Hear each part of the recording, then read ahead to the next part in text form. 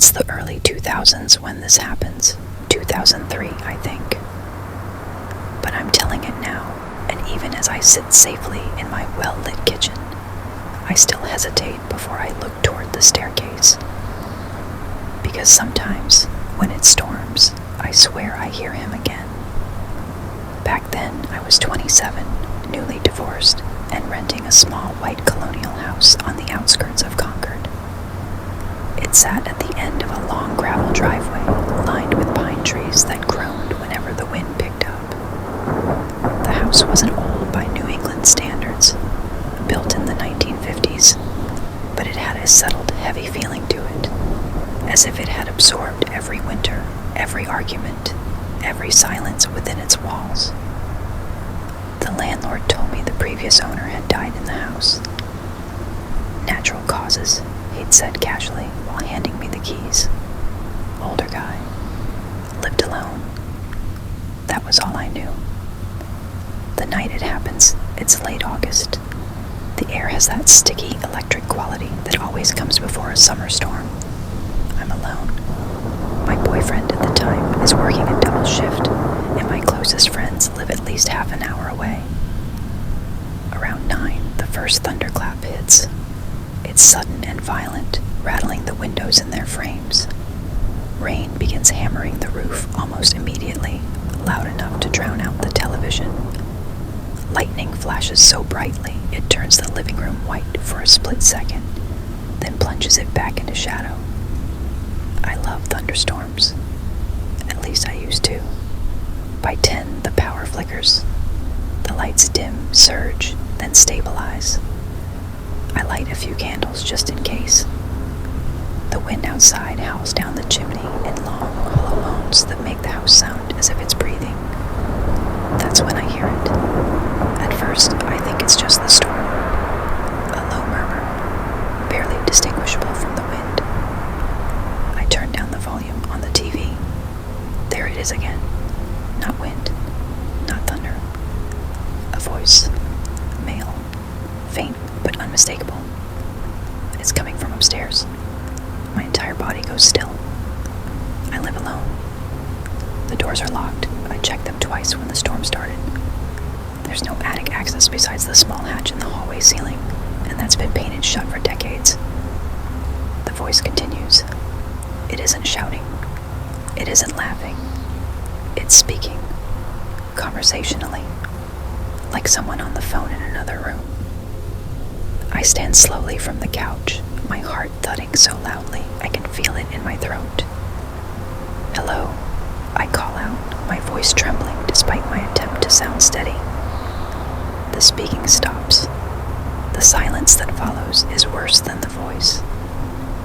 I grab the fireplace poker from beside the hearth. It feels absurdly small in my hand. Another lightning flash illuminates the staircase leading to the second floor. The steps are narrow and carpeted in an outdated beige pattern. At the top is a short hallway and 2 bedrooms. The voice resumes. Clearer now, it's a man's voice, deep and slightly raspy, as if he's been smoking for years. Shouldn't be here. The words drift down the staircase like smoke. My stomach drops. I know what an intruder sounds like. This isn't whispering meant to avoid detection. It isn't the clatter of someone rummaging. It's deliberate, measured. I swallow hard and take a step toward the stairs. Who's up there? I demand, though my voice cracks halfway through. No response. Only the storm pounding the roof. Then a chuckle. Low, dry, close. I nearly drop the poker. It comes from directly above me, from the second floor hallway ceiling. I back up, staring upward, as if I might see the sound itself seep through the plaster. Get out of my house, I shout. The voice shifts, moves. Now it's at the far end of the hallway upstairs.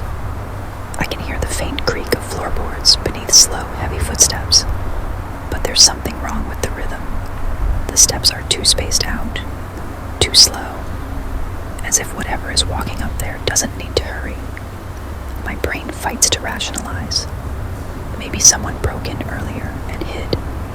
Maybe the storm masked the noise. Maybe the voice interrupts my thoughts. You shouldn't be here. It's clearer now, closer to the top of the stairs. Every survival instinct screams at me to run outside, storm or no storm. But the idea of stepping into that pitch-black, lightning-slashed yard feels just as terrifying. I force myself up the first step. It groans beneath my weight. Lightning flashes again, filling the stairwell with stark white light. For a split second, I see a shadow cross the hallway above. Tall, broad-shouldered, gone as soon as the darkness returns. I climb slowly, poker raised. Each step feels like walking into a freezer. The air grows noticeably colder the higher I go. By the time I reach the top, my breath is faintly visible in the dim light. The hallway is empty. The doors to both bedrooms are open. The storm rages outside the windows. I spin around wildly, swinging the poker. Nothing, but I feel it. A presence so close I can sense the displacement of air. The way you feel someone standing inches behind you in a crowded elevator. My scalp prickles. The voice comes again, but now it echoes, not through the air, but through the walls themselves. This is my house. The words reverberate from every direction at once. The bedroom doors slam shut simultaneously, with a force that shakes the frames. I scream. The overhead light flickers violently before going out entirely. Darkness swallows the hallway.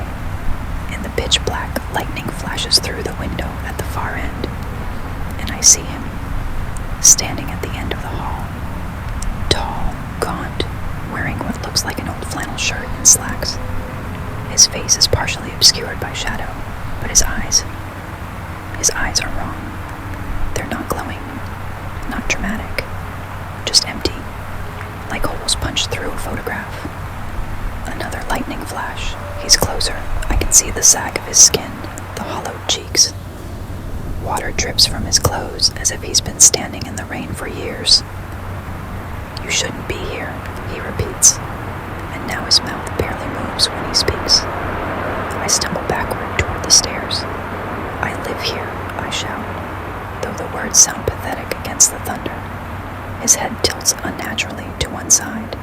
No, he says softly. You don't. The temperature plummets so sharply my teeth chatter. The walls begin to groan, not from wind, but from pressure, as if the house itself is constricting.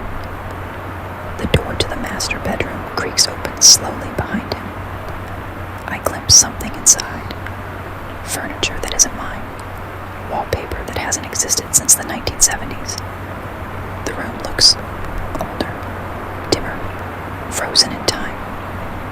He takes another step forward, and I realize something horrifying. He isn't walking toward me. He's walking through me. I feel it before it happens. A crushing, suffocating cold pressing against my chest. I scream and bolt down the stairs, nearly falling.